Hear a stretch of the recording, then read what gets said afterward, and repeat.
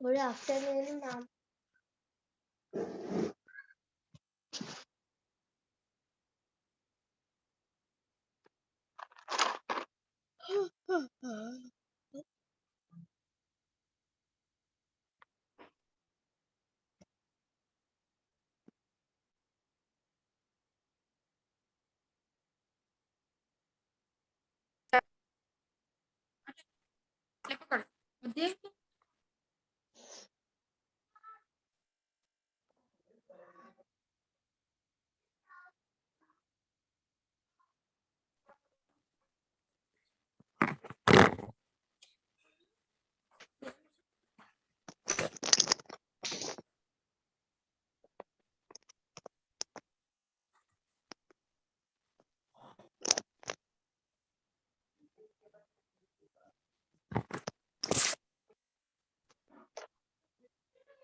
Hello, आवाज आ रही बच्चों?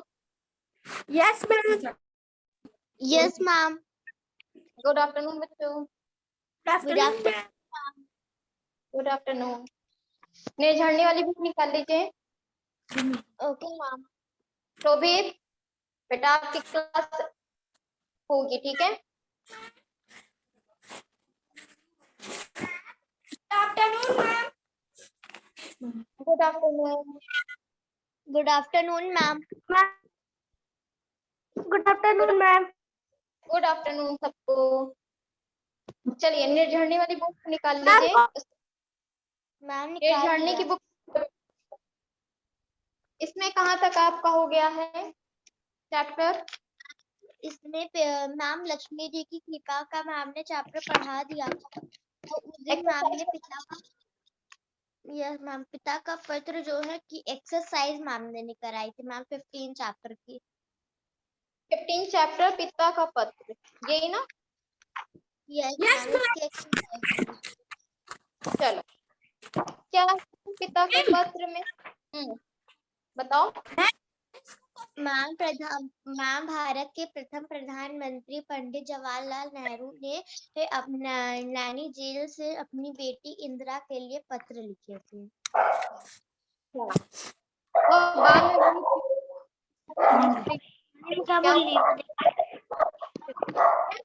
माइक ऑफ कर लीजिए, आपके घर से आवाज आ रही है, ठीक है? चलो, तो ये चैप्टर फिर से पढ़ोगे कि इसके एक्सरसाइज करें हम? बोलो बच्चों। चलो पहले पढ़ते हैं, देखिए पहले है क्या इसमें, ठीक है? भारत के प्रथम प्रधानमंत्री, ठीक है, ये क्या थे? जो पंडित जवाहर पिता का पत्र, पिता का पत्र मैम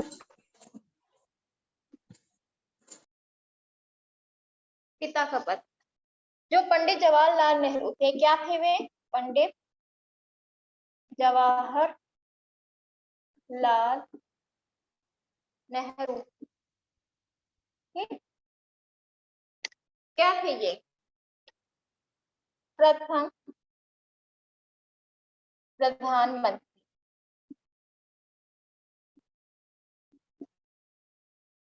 प्रथम प्रधानमंत्री, ठीक है? देखो क्या बताया जा रहा है इसमें। बाद में वही पत्र पिता के पत्र पुत्री के नाम से पुस्तक के रूप में प्रकाशित हुआ।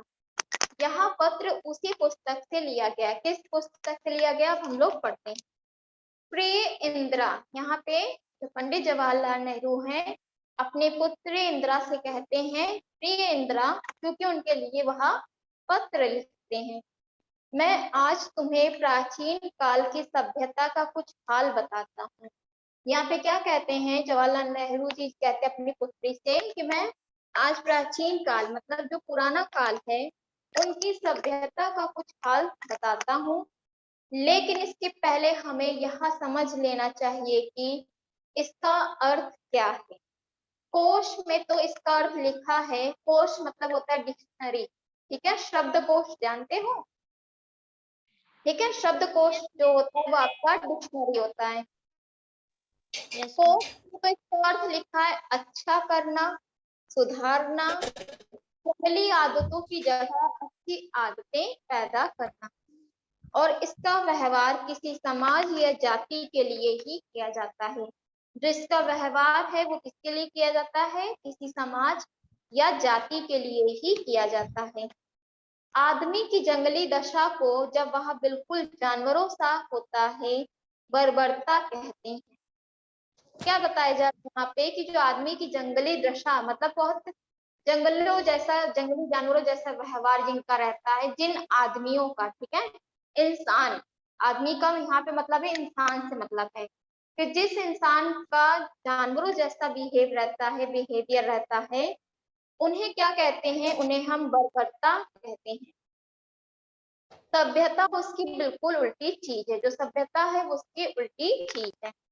हम बर्बरता से जितनी ही दूर जाते हैं उतने ही सभ्य होते जाते हैं। जब हम जंगली चीजों, जो जंगली व्यवहार है हमारा, उससे जब हम दूर हटते हैं तो हमारा व्यवहार अच्छा होता है। जब हमारा व्यवहार अच्छा होगा तो हम सभ्य इंसान कहलाएंगे। ठीक, समझ रहे हो ना बात को?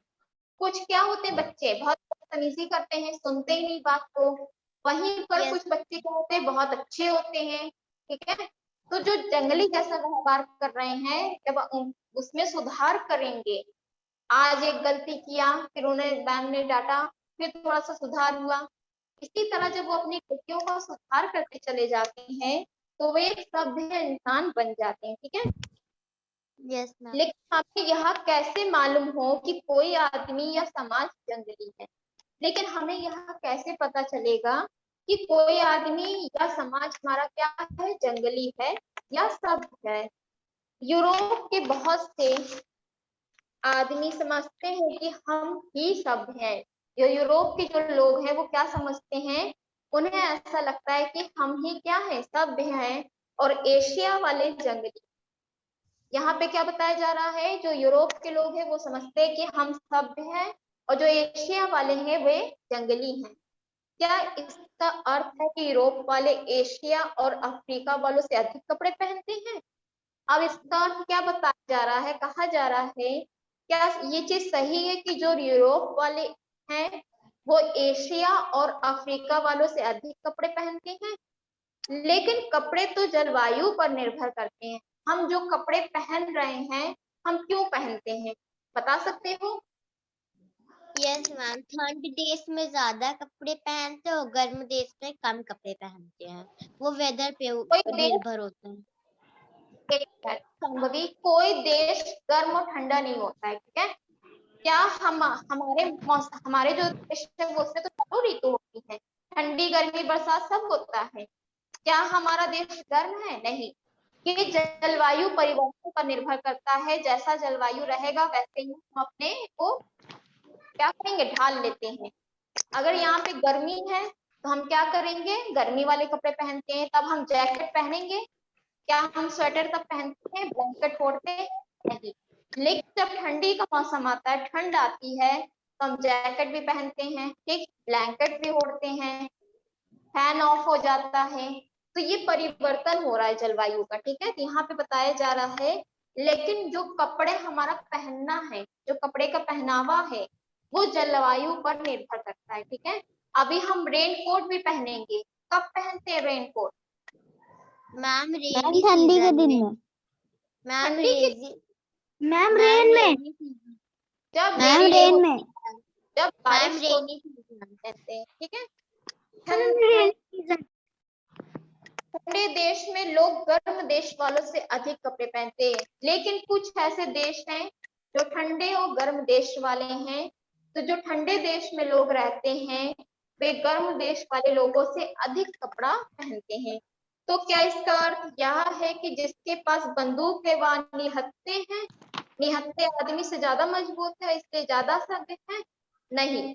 चाहे वह ज्यादा सभ्य हो या ना हो, लेकिन कमजोर आदमी उससे यह नहीं कह सकता कि आप सभ्य नहीं हैं।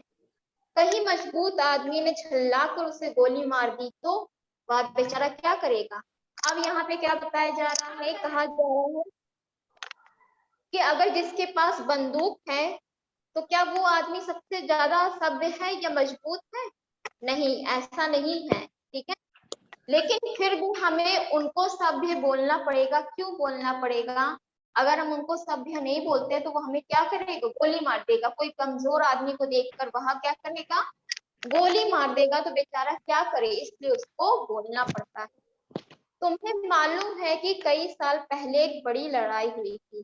यहाँ पे जो नेहरू जी हैं, जवाहरलाल नेहरू जी अपनी पुत्री से क्या कहते हैं, इंदिरा से, कि तुम्हें मालूम होगा कि कुछ साल पहले बड़ी लड़ाई हुई थी। दुनिया के बहुत से देश उसमें सम्मिलित थे। जो दुनिया के बहुत से देश हैं उसमें क्या थे, सम्मिलित थे। और हर एक आदमी दूसरी तरफ के अधिक से अधिक आदमियों को मारने की कोशिश कर रहा था। लेकिन क्या था, दूसरी तरफ क्या था, अधिक से अधिक आदमियों को मारने की कोशिश भी कर रहा था। यहाँ तक समझ में आ गया। अंग्रेज जर्मनी वालों के खून के प्यासे थे। जो अंग्रेज थे वे जर्मनी वालों के लिए, जर्मनी वाले लोग थे उनके खून के प्यासे थे, और जर्मनी वाले अंग्रेजों के खून के, मतलब दोनों क्या था, एक दूसरे से विरोध में थे, दोनों झगड़ा करना चाहते थे। इस लड़ाई में लाखों आदमी मारे गए और हजारों के अंग भंग हो गए। लेकिन ही विरोध में जो लड़ाई हुई थी उसमें अधिकतर लोग क्या हुए थे, मारे गए थे। और क्या हुआ था, हजारों लोग मारे गए थे और अंग भंग हो गए थे। कोई अंधा हो गया, कोई लूला तो कोई लंगड़ा। तुमने फ्रांस और दूसरी जगह भी लड़ाई के ऐसे बहुत से जख्मी देखे होंगे। पेरिस की सुरंग वाली रेलगाड़ी में, जिसे मेट्रो कहते हैं, उनके लिए खास जगह हैं। क्या तुम समझती हो कि इस तरह अपने भाइयों को मारना सभ्यता, समझदारी की बात है? जो पेरिस के सुरंग वाले लोग हैं रेलगाड़ी में, जिसे मेट्रो कहते हैं, उनके लिए खास जगह है। लेकिन क्या तुम समझती हो कि इस तरह अपने भाइयों को मारना सभ्यता और समझदारी की बात है? दो आदमी गोलियों में लड़ने लगते हैं तो पुलिस वाले उनमें बीच बचाव करवा देते हैं, और लोग समझते हैं कि ये दोनों कितने बेवकूफ हैं। जब दो बड़े बड़े देश आपस में लड़ने लगे और हजारों लाखों आदमियों को मार डालें, तो वहां कितनी बड़ी बेवकूफी और पागलपन। यह ठीक वैसा ही है जैसे दो जंगली जंगल में लड़ाई करते हैं। यहाँ पे क्या है, अंग्रेज क्या कर रहे हैं, जर्मनी वालों को मार रहे हैं, और जर्मनी वाले क्या कर रहे हैं, अंग्रेज को मार रहे हैं। और इसी तरह हजारों लाखों आदमियों को लोग क्या करते हैं, मार डालते हैं अपनी बेवकूफी और पागलपन से। और क्या लगता है, जैसे लग रहा है कि यहाँ पे जंगल में क्या कर रहे हैं, जो दो जंगली जीव क्या कर रहे हैं, लड़ रहे हैं।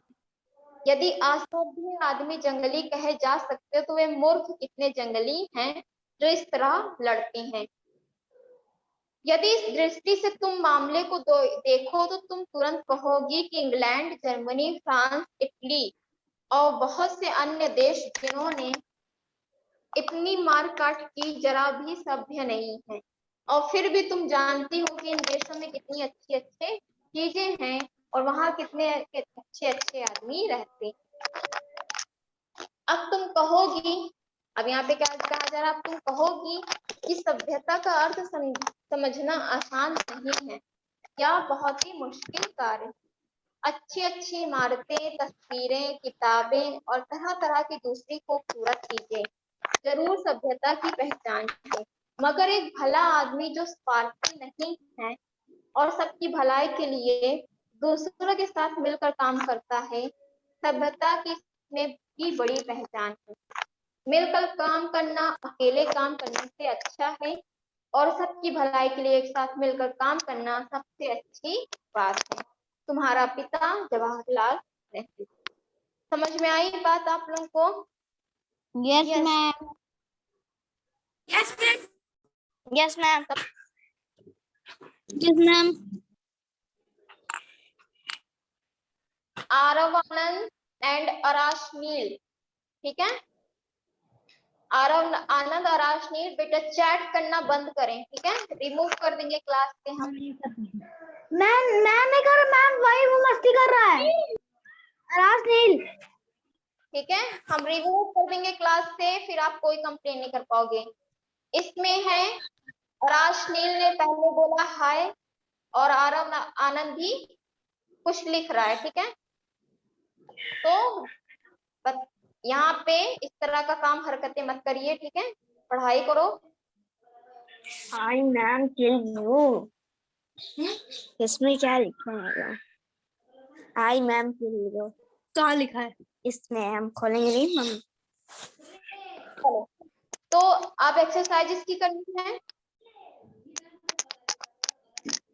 यस Yes, पहले हम गद्यांश पढ़ेंगे, फिर उसके बाद क्वेश्चन पूछते हैं, आप आंसर बताइएगा, ठीक है। यूरोप के Yes, बहुत से ma'am. आदमी समझते हैं कि हम ही सभ्य हैं और एशिया वाले जंगली हैं। इसका यह अर्थ है कि यूरोप वाले एशिया और अफ्रीका वालों से अधिक कपड़े पहनते हैं, लेकिन कपड़े तो जलवायु पर निर्भर करते हैं। ठंडे देश में लोग गर्म देशों वालों से अधिक कपड़े पहनते हैं। तो क्या इसका अर्थ यह है कि जिसके पास बंदूक है वह निहत्थे आदमी से ज्यादा मजबूत है और इसके लिए ज्यादा सभ्य है? आपसे पहला क्वेश्चन पूछा गया है कि यूरोप के बहुत से आदमी स्वयं को क्या समझते हैं, अनपढ़, जंगली, सभ्य? क्या मैम होगा? सभ्य। तो मैम आपका सभ्य। का ऑप्शन नंबर कौन सा? थर्ड, ठीक है, सभ्य। टिक कर लो इसके सामने। सेकंड क्या है आपका? यूरोप वाले जंगली किसे समझते हैं? यूरोप वाले जंगली किसे समझते हैं? एशिया को, अफ्रीका वालों को, कि दोनों को? एशिया वाले को। मैम एशिया वाले को। मैम एशिया वाले। Ma'am Africa. मैम दोनों को। मैम दोनों को। मैम एशिया को। एशिया वालों को। एशिया वालों को। मत बोलो। फर्स्ट है एशिया वालों को। मैम उसमें लिखा है यूरोप वाले एशिया और अफ्रीका वालों को अधिक कपड़े पहनते हैं, लेकिन कपड़े तो देखो यूरोपीय जंगली किसे मानते हैं, ये लिखा है ना। जंगली की बात किया जा रहा ना बेटा, यूरोप वाले जंगली किसे समझते हैं? तो यहाँ पे आंसर क्या है? यूरोप के बहुत से आदमी समझते हैं कि हम ही सब हैं और एशिया वाले जंगली, इसका आंसर एशिया वाले है। ये हाँ, तो मैंने देखा उससे आती थी। अरे समझ गए बच्चों? फिर थर्ड क्वेश्चन क्या है? कैसे देश में लोग अधिक कपड़े पहनते हैं? ठंडे। मैम ठंडे। मैम ठंडे। ठंडे। फिर नेक्स्ट आपका क्या है? निहत्थे शब्द का क्या अर्थ होता है? बिना बिना हथियार के। बिना हथियार के। बिना हथियार के। तो आपका ऑप्शन नंबर सेकंड क्या हो जाएगा? सही कर। बिना हथियार के। बिना हथियार के।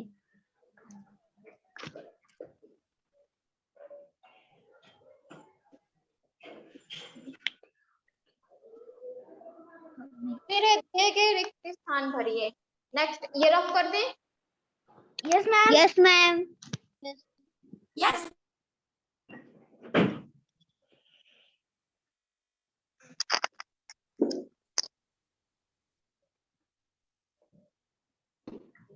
आपका फिर क्या पूछा गया? आपका दिए गए रिक्त स्थान भरिए। डैश बर्बरता की बिल्कुल उल्टी चीज है, क्या होगा? डैश बर्बरता की मैम सभ्यता। मैम सभ्यता। सभ्यता, ठीक है।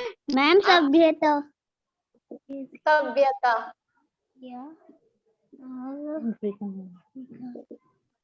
लिखते जाओ, जहाँ पे डैश है वहां पे लिखते जाइए आप लोग, ठीक है। मेरा लिखा है पहले से ही, तो मैं ये पहले से कमान। यूरोप वाले डैश और डैश से अधिक कपड़े पहनते हैं। मैम एशिया वालों, अफ्रीका वालों। मैम एशिया वालों, अफ्रीका वालों। एशिया वालों,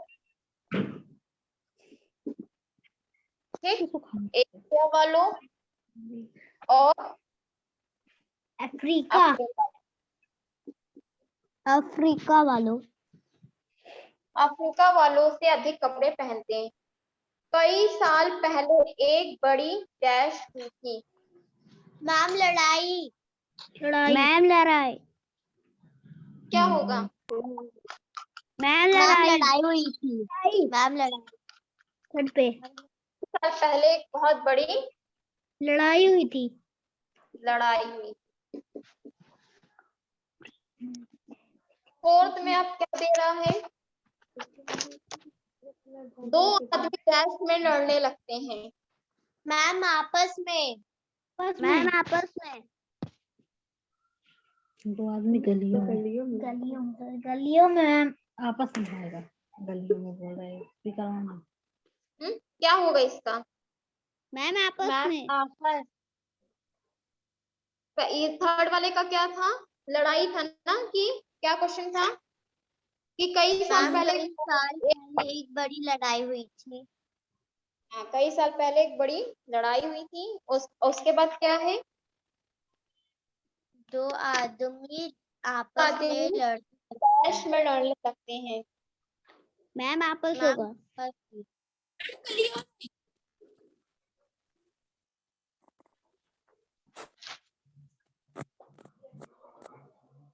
में। दो आदमी गलियों में आपस लड़ने में। लगते हैं। गलियों में लड़ने लगते हैं। ठीक है, मिल गया सबको? यस लिख मैम। लो। दो यस आदमी मैम। गलियों में। हाँ, गलियों का मतलब है कि बीच चौराहा, मतलब जहां पर भी पाते हैं वहां पर लड़ने लगते हैं। गली मीन्स क्या है? वो तो पब्लिक जगह है ना, वहां पर पब्लिक प्लेस है। आप हर जगह पे लड़ोगे तो इन लोग में क्या कहा जा रहा है? इसीलिए कहा जा रहा है कि जो दो आदमी है हमेशा वो लड़ते तो हैं, वो गलियों में भी स्टार्ट हो जाते हैं लड़ना। ठीक। सभ्यता का अर्थ समझना बहुत ही डैश कार है। क्या? मैम मुश्किल। मैम मैम मुश्किल। मुश्किल। मुश्किल है। ठीक है, सभ्यता का अर्थ समझना बहुत ही मुश्किल है। मुश्किल है। बहुत ही मुश्किल। ठीक, यहाँ तक लिख लीजिए आप लोग। मुश्किल कार्य है। लिख लिया। मैम गया दिख नहीं रहा है। किसे नहीं दिख रहा है? मुश्किल नहीं लिख पा रही? अब दिख रहा है? Yes ma'am. थोड़ा सा बेटा पढ़ा करो। ठीक है, मैम हो गया। रफ करें। यस किसी मैम। का है?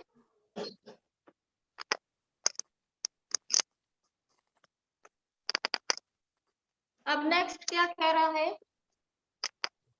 नेक्स्ट क्या है कि दिए गए वाक्यों में सही शब्द पर सही का चिन्ह लगाइए। आपके सामने दो ऑप्शन रख।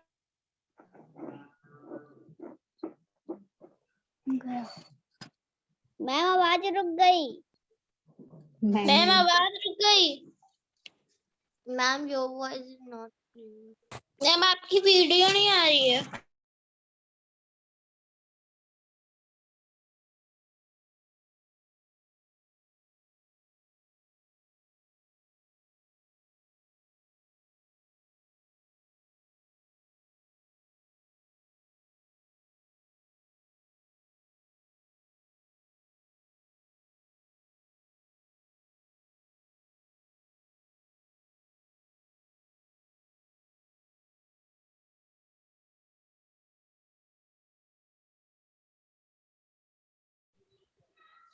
आ रही है आवाज?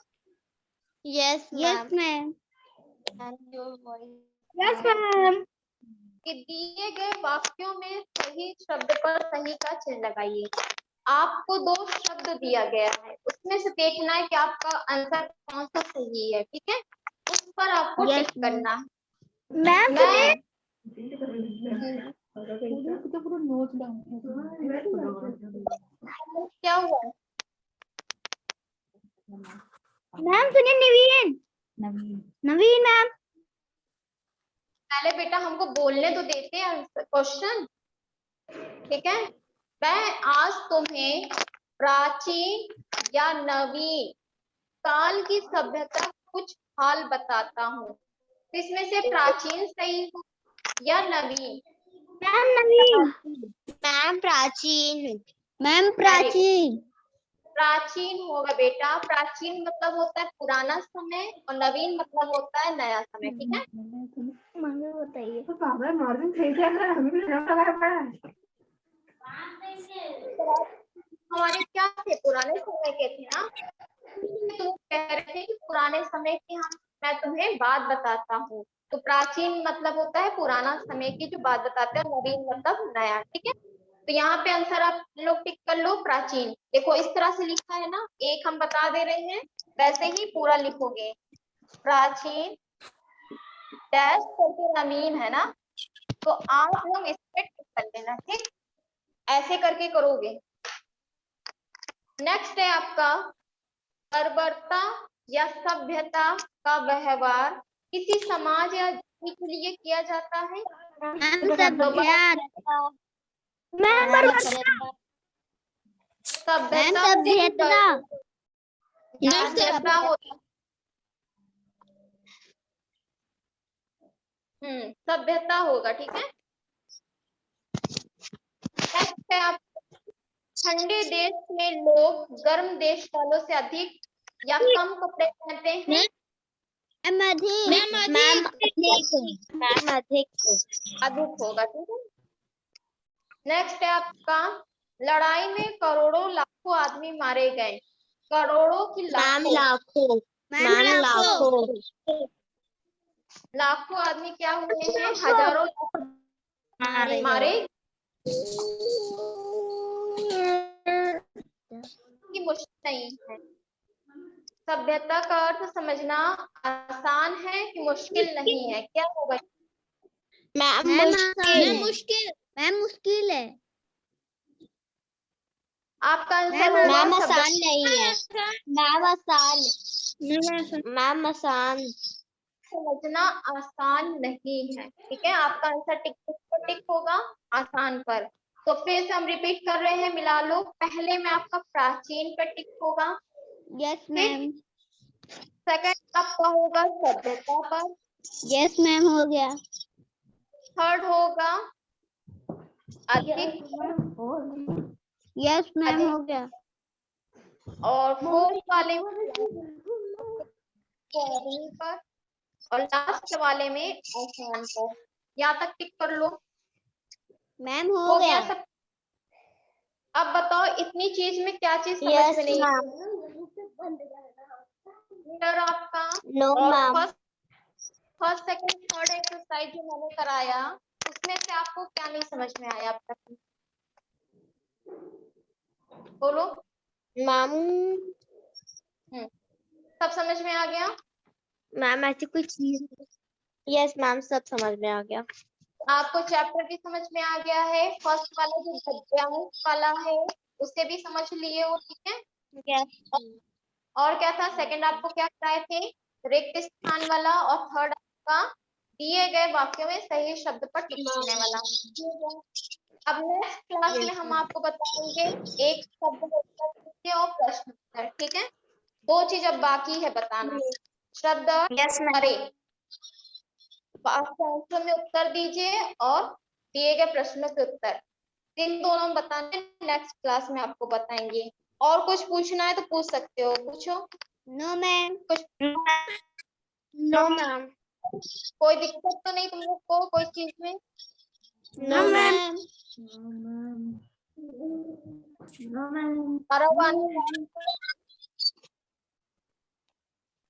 आरव, राज, ऋषिराज, बोलिए। आपको कोई दिक्कत है अभी जितना पढ़ाया अभी? No ma'am. No ma'am. अब क्या करोगे? अब आपकी क्लास नहीं है ना, अब इसके बाद आप क्या करोगे? कॉपी में जितना बताए हैं कठिन शब्द, शब्दार्थ, लाइन, तीनों। ठीक है, तो एक चीज पूरा करोगे। Yes ma'am. चलिए, और कुछ पूछना है तो पूछ लो। No ma'am. कॉपी तो स्कूल में करना है। ठीक है, बाकी एक्सरसाइज बाकी एक्सरसाइज नेक्स्ट क्लास में कराएंगे, ठीक है। थैंक यू बच्चों। Thank you ma'am. Bye ma'am. Bye bye bye. Ma'am.